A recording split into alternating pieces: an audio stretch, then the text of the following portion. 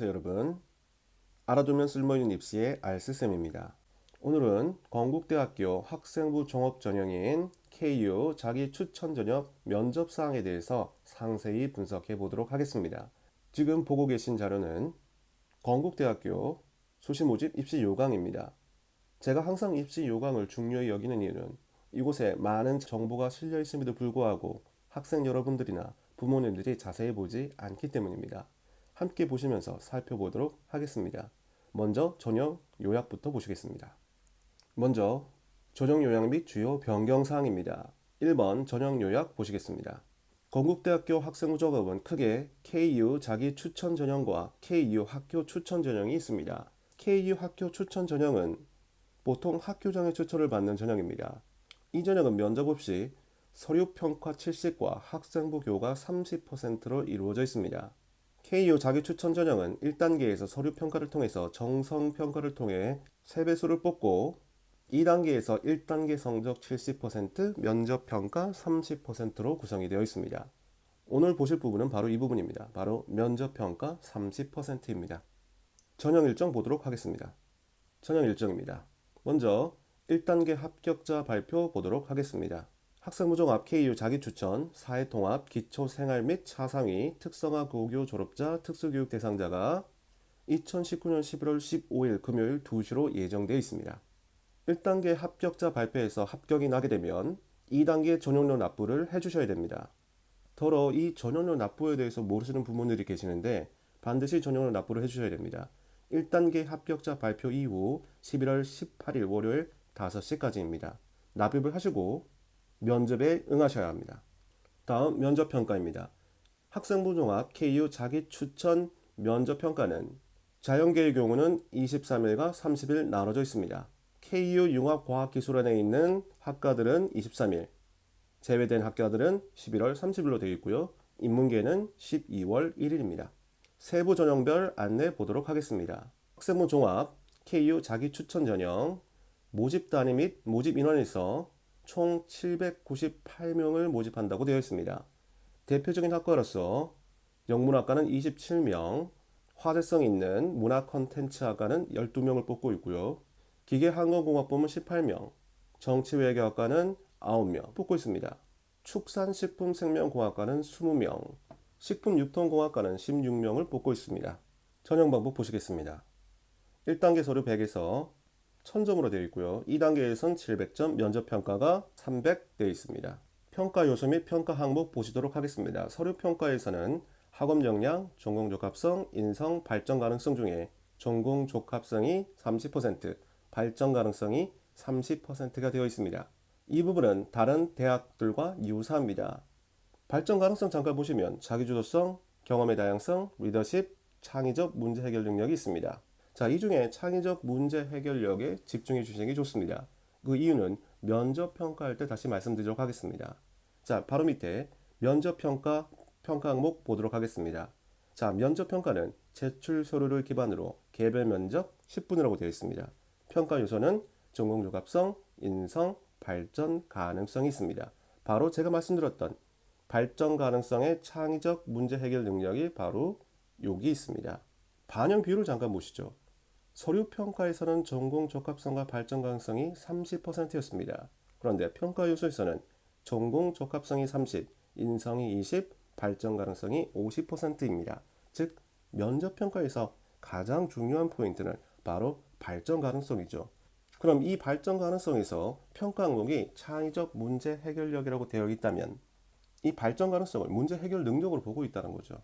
그렇다면 이 문제 해결 능력이라는 것은 본인이 뭔가를 학습해서 내용을 알게 됐다라든가 어떤 학문적인 동아리 활동에서 발표문을 작성할 때 어려움이 있었는데 그 어려움을 창의적으로 깨고 나왔다라든가 봉사활동에서 나타난 한 문제점을 창의적 방식으로 해결했다거나 학교 교내대회에서 창의적인 방식으로 수상을 한 게 있다면 그쪽 부분에 대해서 물어볼 가능성이 상당히 높습니다. 6번째, 선발 원칙 보도록 하겠습니다. 1단계 서류평가 석차순으로 모집단위별 모집인원 3배수 선발이라고 되어 있습니다. 2단계는 총점 석차순으로 되어 있습니다. 다른 대학과나 큰 차이 없는 모습입니다. 그리고 마지막으로 동점자 처리 기준을 보도록 하겠습니다. 대체로 비슷한 학생들이 지원합니다. 물론 건국대는 특목고 학생들이 상당히 많이 지원합니다. 보통 6등급까지도 지원할 수 있고요. 특목고 학생들은 6등급 이후는 대부분 수능을 준비하기 때문에 6등급까지로 봅니다. 그 특목고 학생들을 제외하고는 대부분 성적이 비슷하고 비교과도 비슷한 경우가 많습니다. 이럴 때는 동점자 처리 기준이 중요할 수밖에 없습니다.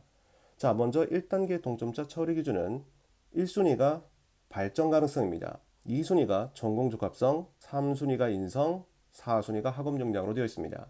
예전에는 전공 적합성이 상당히 높았습니다. 재작년까지만 해도 전공 적합성이 1순위 있었죠. 그런데 그 1순위가 발전 가능성으로 바뀌어져 있습니다. 2단계 기준 보도록 하죠.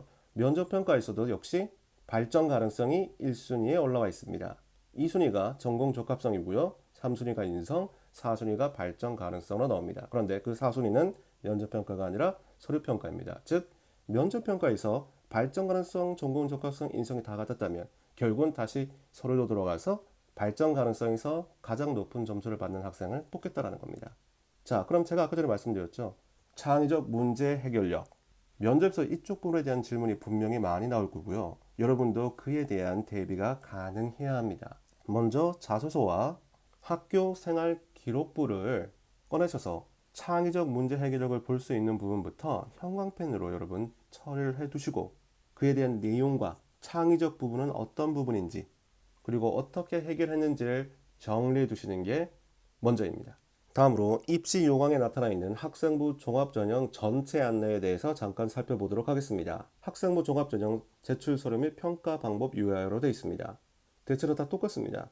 하지만 오른쪽 보시면 평가 방법에서 KU 자기 추천 전형은 30%를 면접으로 뽑지만 학생부 종합 KU 학교 추천은 교과 성적으로 뽑는 거죠, 여러분들. 이 차이만 있는 겁니다. 그래서 오늘은 면접 평가에 대해서 살펴보고 있는 중입니다.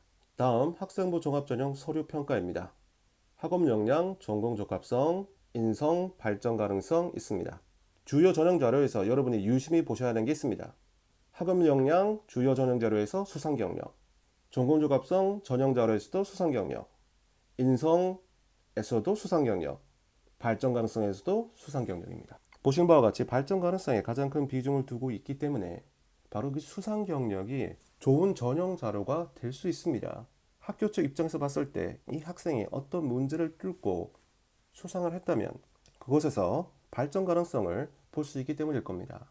학생부 조간 면접 평가 나타났습니다. 위에서 봤기 때문에 블라인드 면접인 것만 보고 가도록 하겠습니다. 이름, 수험번호, 고교명, 블라인드 처리되어 있습니다. 물론 평가 요소로는 전공 적합성, 인성, 발전 가능성이 있습니다. 그리고 동점자 처리 기준도 나와 있습니다. 먼저 1단계 기준에서는 서류 평가 발전 가능성 점수 주자가 1단계고요. 1순위고요. 2단계 면접에서 1순위는 바로 발전 가능성 점수 우수자입니다. 제가 계속해서 발전 가능성에 대해서 말씀을 드리고 있습니다. 발전 가능성은 여러 가지가 있을 수 있습니다, 여러분들. 고등학교 1학년 때부터 고등학교 3학년 때까지 꾸준히 성적이 상승했다면 그것도 발전 가능성의 증거가 될 수 있습니다. 면접 질문에서는 1학년 때부터 3학년 때까지 꾸준히 발전한 거에 대해서 질문하기는 어렵습니다. 특정 과목에 대해서 질문을 할 수 있겠죠. 성적이 향상되는데 어떤 방법을 썼는지, 어떤 학습 태도를 가지고 있는지는 물어볼 수 있습니다만 전반적인 성적 상승에 대해서 발전 가능성을 측정하는 게 그렇게 쉬운 일이 아닙니다. 성적이 항상 오르는 게 아니라 떨어지기도 하고 오르기도 하니까요. 보통 건국대에 지원하는 학생들의 성적은 그렇게 떨어지지 않습니다. 일반고 기준으로 했을 때 보통 2.12 학생들까지가 많이 지원합니다. 이 성적 자체는 크게 나쁜 학생들이 아니기 때문에 성적 자체에서 발전 가능성을 판단하기 어렵습니다. 어느 부분에서 발전 가능성을 판단하느냐로 봤을 때는 동아리 활동이나 수상 경력 이 두 가지죠. 그리고 이 동아리 활동은 전공 적합성을 맞추기 위한 동아리를 많이 하지만 사실 동아리 활동에서는 학교 대회에 참여하기 위한 동아리 활동도 생각보다 많습니다. 특히 특목고는 동아리 활동이 굉장히 활발합니다. 일반고에서 동아리 참여율은 50% 중반대이지만 특목고에서 동아리 참여율은 100%가 넘습니다. 한 곳 이상의 동아리를 하고 있고 바로 그를 통해서 전공 적합성이나 학교 교원에 대해 참가해서 수상 경력을 챙기고 있는 거죠. 그러면 특목고 학생들은 바로 그 동아리 활동 영역을 잘 활용하셔야 되고 일반고 학생들은 바로 내신 성적과 동아리 활동을 잘 접목시키시고 수상 경력이 있다면 발전 가능성, 즉 창의적 문제 해결력을 부각시킬 수 있는 내용을 준비하시는 게 도움이 될 겁니다. 다음으로 작년 입시 결과를 보도록 하겠습니다. 다음으로 2019학년도 전형 결과, 즉 작년 전형 결과 보도록 하겠습니다. 학생부 종합 전형입니다. 학생부 종합 KU 자기 추천 전형 최종 합격자 기준으로 되어 있습니다. 자, 문과대학입니다. 교과 평균 등급 보도록 하겠습니다. 세로로 보시는 겁니다. 국문과가 3.4, 영문과가 3.7, 중문과가 3.3, 철학과가 3.2, 사학과가 3.1, 지리학과 3.5, 미디어 커뮤니케이션 학과가 2.3, 문화 컨텐츠 학과가 2.7입니다. 자, 그런데 오른쪽 보시면 최저가 상당히 낮은 걸로 볼 수 있습니다. 최종 합격자 중에 성적이 가장 낮은 학생이죠. 이 점수대 학생들은 대부분 특목고 학생들입니다. 일반고 학생의 내신 점수가 아니기 때문에 참고하실 필요가 없습니다. 평균 점수에서도 마찬가지입니다. 이 평균 등급 점수에서도 일반고 학생은 여기서 1등급을 빼야 됩니다. 지금까지 2020학년도 건국대학교 수시 모집 요강을 살펴보았습니다. 자, 그런데 건국대학교는 다른 학교와 달리 면접 기출 항목, 즉 면접 질문 항목을 제공하지 않고 있습니다. 건국대학교 입시 정보에 들어가 보시면 자료실이 있습니다. 자료실을 클릭해 보시면 기출 문제가 나옵니다. 이 기출 문제를 다시 클릭해 보시면 보신 바와 같이 편입학과 논술에 대한 기출 문제만 나와 있습니다. 면접에 대한 기출 문제는 어디에도 제공하지 않고 있습니다. 보통은 이곳에 없더라도 매년 3월에 발간하는 그 직전 연도 선행학습평가 보고서에는 면접 문항이 들어가 있습니다. 그런데 건국대는 그 부분에서도 면접 문항을 제공하지 않고 있습니다. 그래서 건국대학교에 대한 면접 문항은 여러분들이 수만이라는 카페를 통해서 들어가 보시면 그 부분에 이전에 면접받던 사항에 대해서 확인해 보시면 면접 문항이 나타나기도 합니다. 하지만 건국대학교는 발전 가능성을 가장 중심적으로 뽑는 방식으로 바뀌었습니다. 전공 적합성에서 발전 가능성으로 바뀌었기 때문에 모든 문항이 다 뒤바뀔 수도 있다는 것은 감안하셔야 됩니다. 자, 그래서 건국대학교는 여기까지만 하도록 하겠습니다. 더 이상 하는 것은 의미가 없다고 보여집니다. 여러분들이 학교생활 기록부와 자소서에서 발전 가능성을 보여줄 수 있는 것 위주로 먼저 충실히 정리를 하시고 대비를 하시는 것이 핵심 사항입니다. 여기까지 하겠습니다. 지금까지 알쓰립스의 알쓰쌤이었습니다. 감사합니다.